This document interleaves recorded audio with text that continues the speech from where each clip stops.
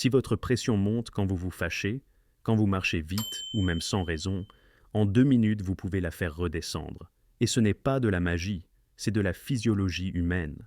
Il y a des personnes qui passent des années entières à croire que l'hypertension est comme une malédiction qui apparaît soudainement et sans avertissement. Et non, ce n'est pas le cas. Votre corps a un frein interne, un véritable interrupteur, quelque chose que vous pouvez activer même si vous avez plus de 50 ans, si vous prenez des médicaments, si vous vivez avec du stress ou si vous sentez que votre cœur bat plus fort que d'habitude.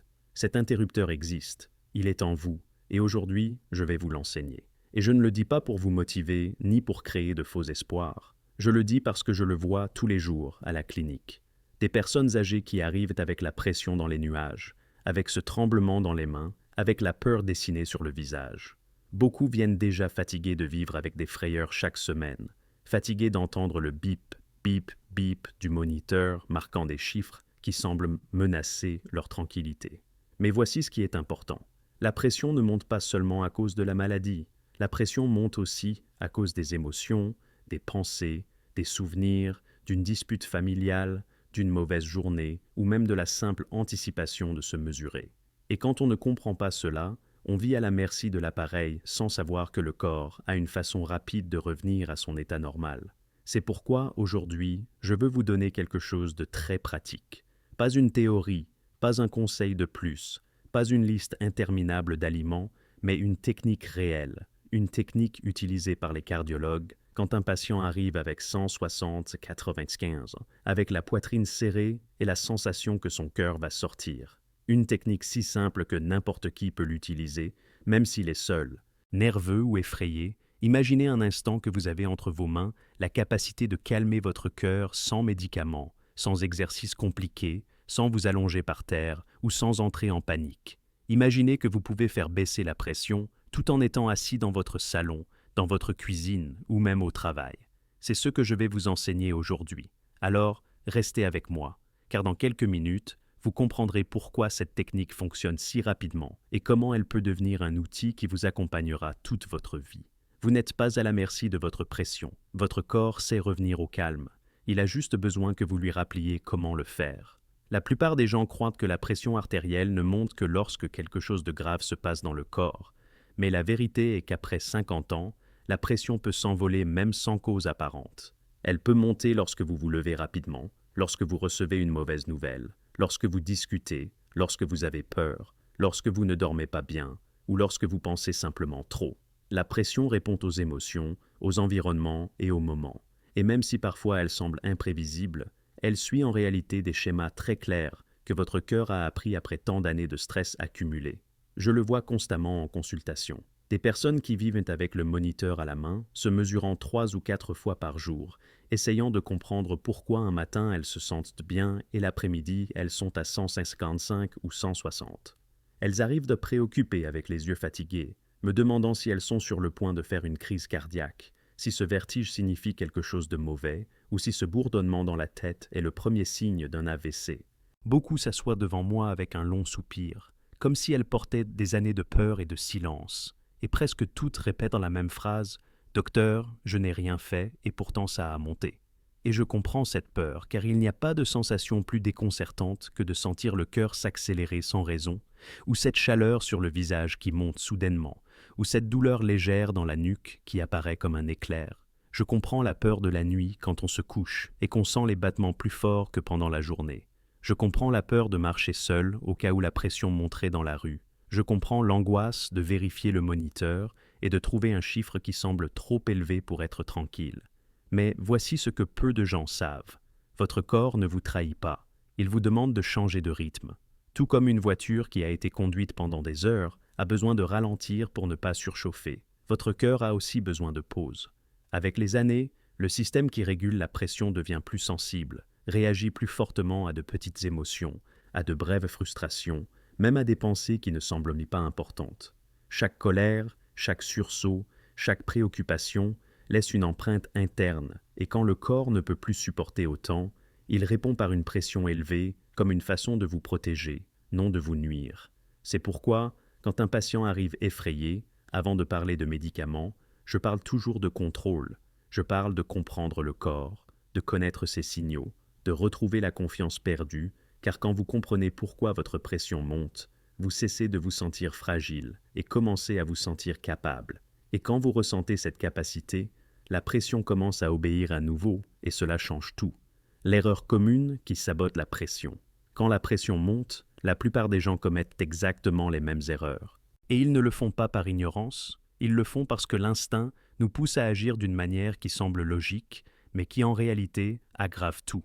La première erreur, et la plus fréquente, est de respirer plus vite pour se calmer. Beaucoup croient qu'en remplissant les poumons encore et encore, ils vont soulager le cœur comme si le simple fait de prendre plus d'air suffisait à stabiliser la pression. Mais ce qui se passe réellement, c'est que cette respiration accélérée active plus d'adrénaline, accélère le rythme cardiaque et envoie un signal d'alarme au corps. C'est comme si vous disiez au cœur « Nous sommes en danger », même si ce n'est pas le cas. Et quand le cœur reçoit ce signal, la pression monte encore plus. La deuxième erreur est de chercher le moniteur immédiatement et même de se mesurer plusieurs fois de suite. La personne voit un chiffre élevé, s'effraie et par cette même peur se mesure à nouveau pour confirmer. Mais chaque nouvelle mesure augmente la tension émotionnelle et cette tension fait remonter la pression. C'est un cercle qui piège énormément de personnes âgées. Le chiffre fait peur, la peur fait monter le chiffre et le chiffre fait à nouveau peur. Ce n'est pas que la pression soit hors de contrôle, c'est que l'esprit est en état de vigilance constante. Et quand on vit ainsi, le cœur répond comme s'il était poursuivi. La troisième erreur est de retenir la respiration de manière brusque ou sans contrôle, comme si retenir l'air allait redémarrer le cœur. Ce geste qui semble automatique provoque une augmentation de la pression systolique, c'est-à-dire qu'il fait battre le cœur plus fort au lieu de plus doucement. Beaucoup de gens le font sans s'en rendre compte. Ils cernent la mâchoire, tendent le cou et restent quelques secondes sans respirer. Et même s'ils ressentent un instant de silence intérieur, à l'intérieur le corps pousse avec plus de force. Toutes ces erreurs ont quelque chose en commun. Elles naissent de la peur. Peur d'une crise cardiaque, peur d'un AVC, peur d'être seul quand la pression monte. C'est une peur réelle, profonde et humaine. Mais cette peur vous vole la capacité d'agir avec calme.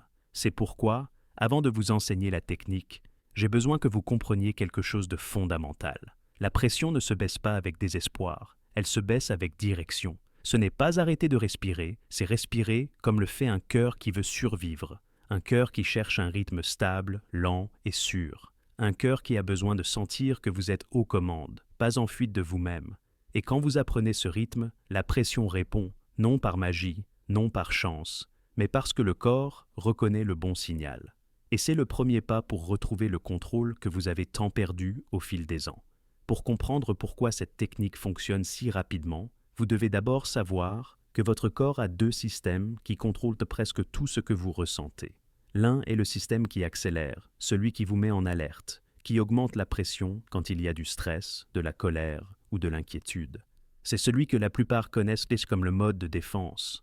C'est celui qui augmente le rythme cardiaque quand quelque chose vous effraie ou quand vous sentez que la vie vous tombe dessus. C'est un système utile, nécessaire, mais quand il s'active trop, il épuise le cœur.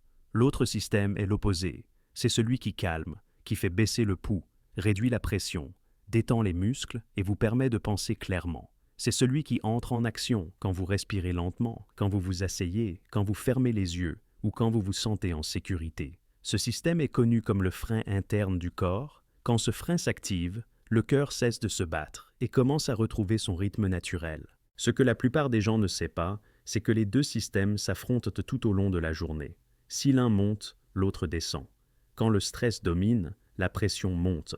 Mais quand le frein s'active, la pression chute comme partie d'un réflexe naturel. Et voici ce qui est surprenant. Ce frein peut être activé volontairement, non pas avec de la force, ni avec des médicaments, ni avec des exercices intenses, mais avec une manière spécifique de respirer. Lorsque vous respirez lentement et longuement, votre cœur interprète ce signal comme un message de sécurité. C'est comme si vous lui disiez « Nous ne sommes pas en danger, tu peux baisser ta garde ». Et quand le cœur comprend cela, il commence à diminuer son rythme. La pression qui était élevée répond en quelques secondes, pas en minutes, en secondes. Imaginez que vous éteignez un interrupteur interne qui désenflamme votre cœur. C'est exactement ce qui se passe à l'intérieur. Le corps libère des substances qui détendent les artères, le pouls diminue et la pression trouve un chemin de retour vers la stabilité. Le plus puissant, c'est que ce changement se produit en seulement 90 à 120 secondes, littéralement 2 minutes. Le corps humain est conçu pour répondre rapidement lorsqu'il reçoit le bon signal. Et cette technique est justement cela, un signal direct, clair et simple. La technique fonctionne parce qu'elle active ce frein naturel que beaucoup ont oublié comment utiliser. Et le meilleur de tout, c'est qu'il n'est pas nécessaire d'avoir un équipement spécial. Pas besoin d'être entraîné, pas besoin d'avoir de l'expérience. Pas besoin de bouger, ni de s'allonger, ni de faire des routines compliquées. Il suffit de votre respiration et de 2 minutes de votre temps. Lorsque vous apprenez à activer ce frein interne, vous récupérez quelque chose que vous pensiez perdu, le contrôle sur votre propre corps. Il ne s'agit pas de ne plus ressentir la peur, mais d'apprendre au cœur comment revenir au calme, même lorsque le monde autour de vous semble se déplacer trop vite. Parce que oui, votre cœur sait encore comment le faire. Il a juste besoin que vous lui rappeliez. Avant de vous enseigner les étapes, je veux que vous imaginiez quelque chose de très simple. Vous et moi, assis face à face. Il n'y a pas de bruit, pas de précipitation, pas de peur. Nous allons juste aider votre cœur à retrouver le rythme qu'il a perdu à cause des années de stress, d'inquiétude et de frayeur. Commençons. Asseyez-vous avec le dos droit, mais sans rigidité. La colonne vertébrale doit se sentir comme une ligne qui vous soutient, pas comme un bâton qui vous oblige à vous tendre. Posez vos pieds sur le sol, fermes mais détendus. Les mains peuvent être posées sur vos cuisses, sans se serrer, sans s'entrelacer. Cette posture dit au corps « Je suis présent, mais je suis en sécurité ». Maintenant, fermez doucement la bouche et respirez par le nez. Nous allons établir un rythme que votre cœur comprend mieux que n'importe quel médicament. Inspirez en comptant mentalement 4 secondes.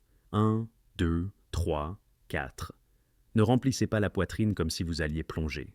Laissez simplement l'air entrer de manière confortable, naturelle, suffisante. Lorsque l'air est à l'intérieur, expirez par le nez en comptant 6 secondes. 1, 2, 3, 4, 5, 6. Imaginez que votre expiration est comme un fil qui s'étire et s'étire jusqu'à ce qu'il se relâche enfin. Ne le coupez pas, ne le pressez pas, laissez-le sortir comme si vous baissiez lentement un robinet. Et à la fin de cette expiration, faites quelque chose d'important, une micro-pause d'1 seconde, juste une. Ce n'est pas retenir la respiration avec force, c'est une petite pause, une parenthèse. Cette pause est un signal direct au système qui ralentit le rythme cardiaque, un message qui dit « tout est sous contrôle ». Pendant que vous faites cela, faites attention à votre mâchoire. Elle est tendue, les dents s'entrechoquent. Détendez-vous, laissez la langue tomber dans la bouche sans toucher le palais. Ce simple geste, détendre la mâchoire et la langue, réduit la décharge interne de stress plus rapidement que vous ne l'imaginez. Lorsque le visage se détend, le cœur reçoit la permission de se calmer. Répétez ce cycle 10 fois. 10 respirations qui durent environ 2 minutes. 2 minutes pendant lesquelles vous prenez les commandes et votre cœur, qui était accéléré il y a un instant, commence à écouter et au fur et à mesure, vous remarquerez des sensations très claires.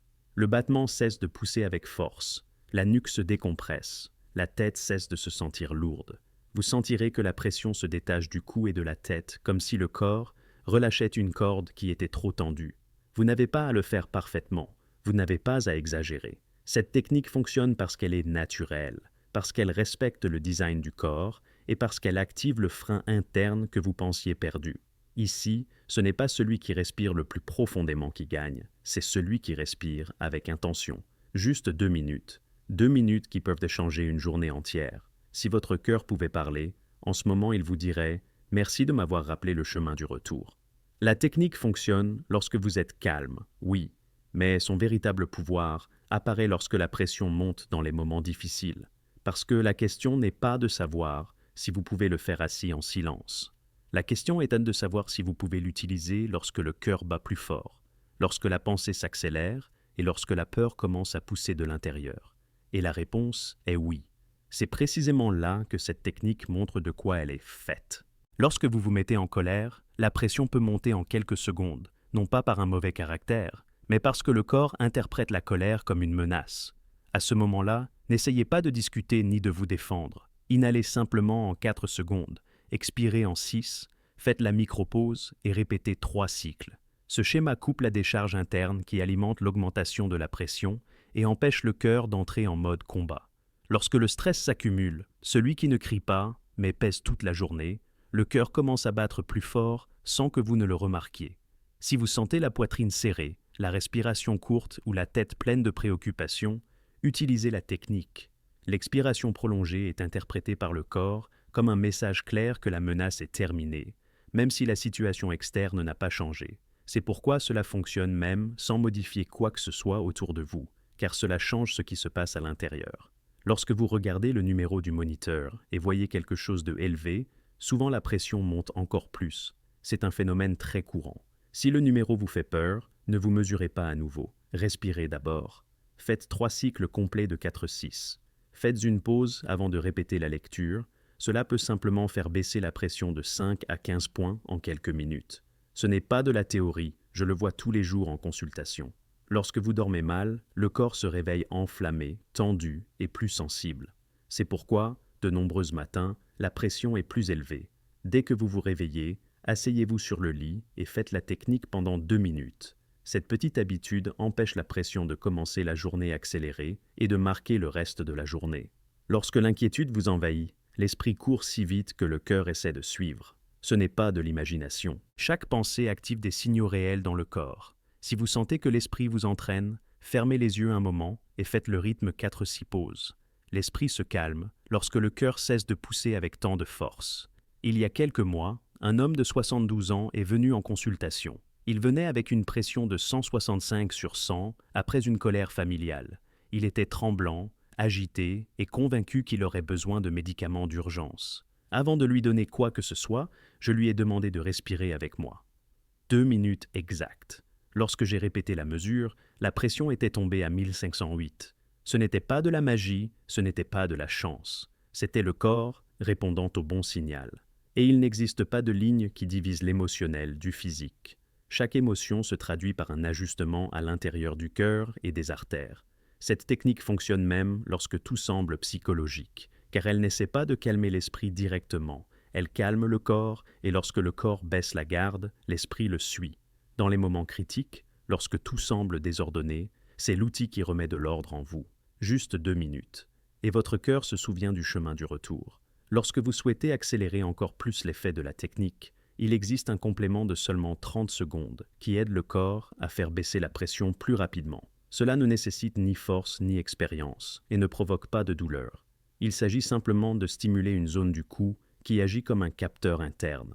Lorsque vous sentez que quelque chose est très tendu, cela envoie un signal pour détendre le cœur. Placez le bout des doigts sur le côté du cou, juste là où vous sentez le pouls, ou un peu plus haut, sans appuyer fort.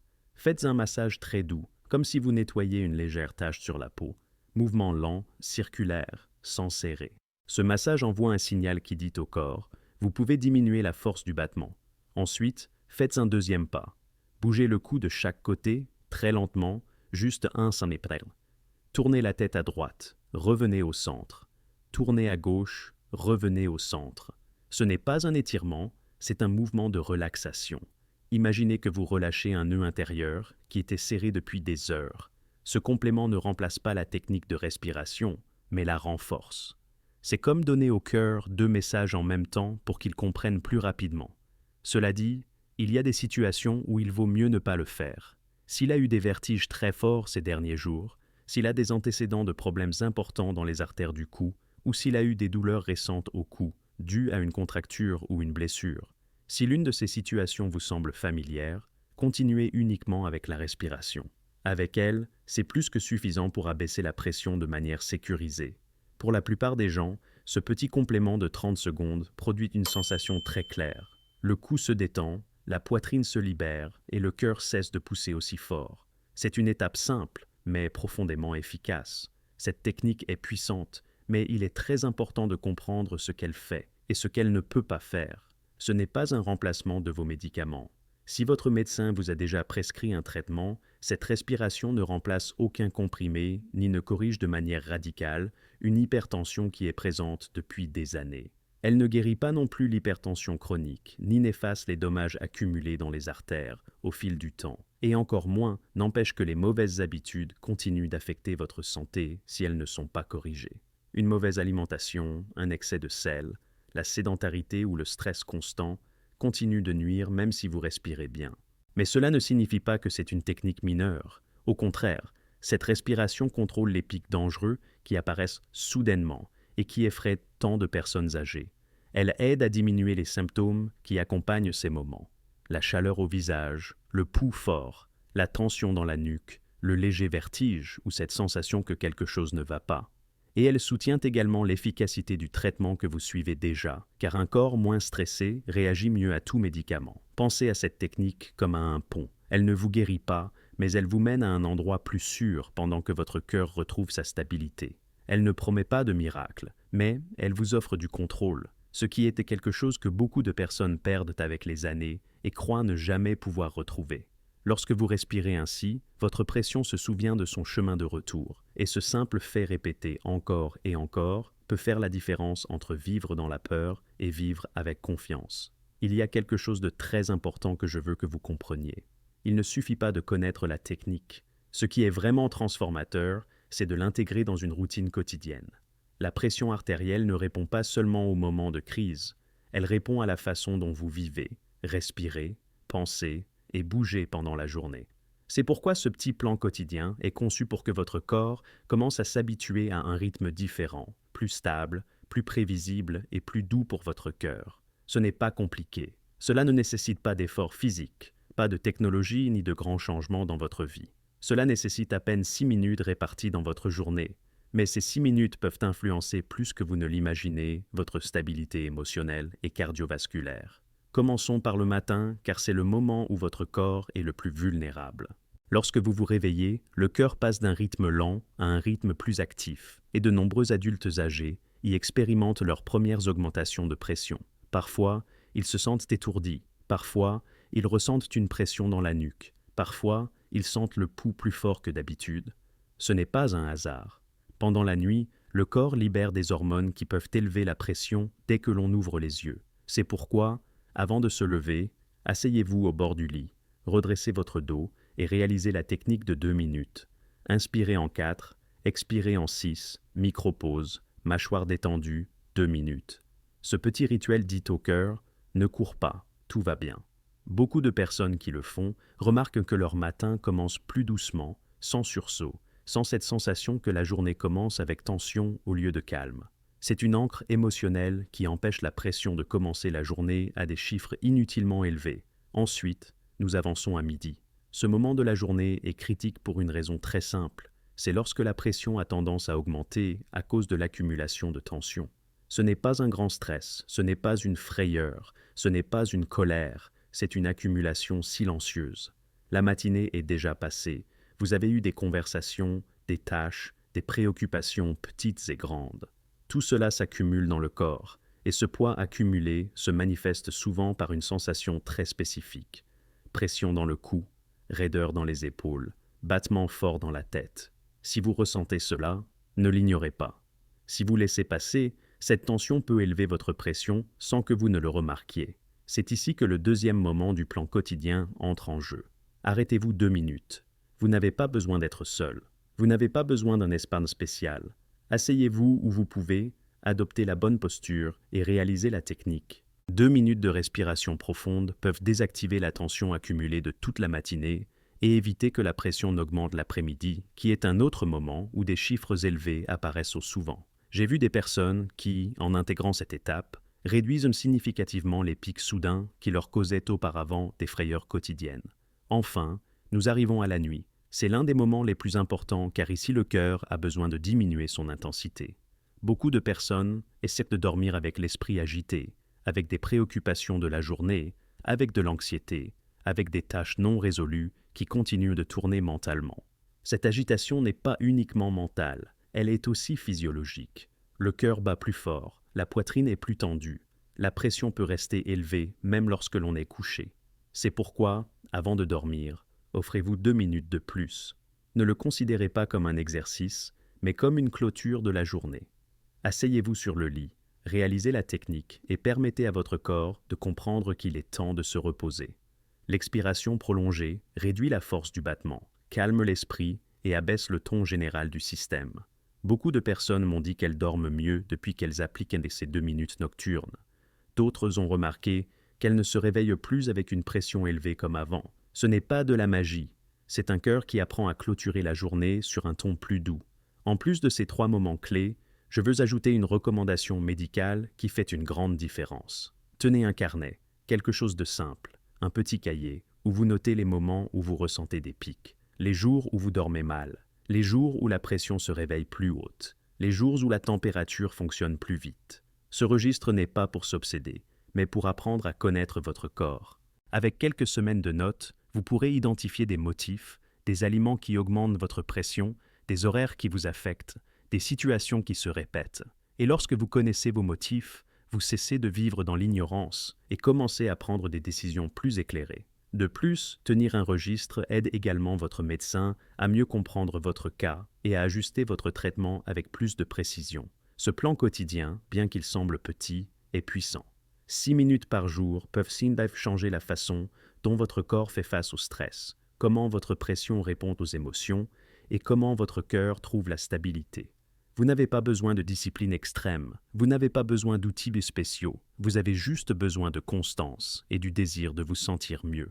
Lorsque vous pratiquez ces respirations chaque jour, votre corps apprend que le calme n'est pas un luxe, mais une option. Et cette option répétée encore et encore transforme la manière dont votre cœur vit chaque journée. Ici, nous ne parlons pas de guérir l'hypertension, nous parlons de retrouver le contrôle, et ce contrôle jour après jour peut changer votre histoire. À ce stade, je veux que vous vous souveniez de quelque chose de profondément humain. Vous n'êtes pas né avec un cœur faible, vous êtes né avec un cœur qui répond à ce que vous vivez. Votre pression n'augmente pas parce que vous échouez, ni parce que votre corps est cassé, ni parce que quelque chose de mauvais va se produire. Elle augmente parce que votre cœur a dû faire face à des années de stress, de préoccupations, de pertes, de disputes, de responsabilités et de silences qui n'ont jamais été exprimés. Votre cœur n'est pas fragile, il est sensible, et cette sensibilité peut être votre plus grand allié lorsque vous apprenez à la diriger. Récemment, j'ai pris en charge un adulte âgé qui a vécu pendant des années avec la peur du moniteur. Il m'a dit que chaque fois qu'il l'allumait, il avait l'impression que l'appareil avait le pouvoir de lui gâcher la journée. « Docteur, je ne vivais plus, j'attendais le chiffre », m'a-t-il avoué. Sa pression montait dès qu'il voyait le brassard, non pas à cause de la maladie, mais par anticipation. La peur accumulée était telle que le simple son de l'appareil lui faisait accélérer le battement. Nous avons commencé à travailler avec cette technique de respiration. Au début, il ne le faisait que lorsque la pression montait, mais ensuite il a commencé à l'intégrer dans sa routine quotidienne. Il me racontait que le matin, avant de se mesurer, il respirait 2 minutes assis au bord du lit, qu'à midi, quand il ressentait ce poids dans le cou, il faisait 3 cycles pour le relâcher, et que le soir, avant de dormir, il respirait comme s'il éteignait les lumières de son corps. Un jour, il est revenu en consultation en souriant, quelque chose que j'avais rarement vu chez lui. Il m'a dit que pour la première fois depuis des années, il s'est mesuré sans peur. Non pas parce que la pression était parfaite, mais parce qu'il sentait que s'il montait, il savait quoi faire. Il avait récupéré quelque chose que beaucoup de personnes perdent en vivant avec l'hypertension, la sensation de contrôle. Il ne dépendait plus du chiffre pour se sentir en sécurité. Sa sécurité venait de savoir que son corps répondait quand il le guidait. Et depuis ce moment, le moniteur a cessé d'être un ennemi et est devenu un outil de plus. C'est ce que je veux pour vous. Il ne s'agit pas seulement de faire baisser la pression à un moment critique. Il s'agit de retrouver confiance en votre propre corps, de se rappeler que votre cœur sait revenir au calme si vous lui montrez le chemin.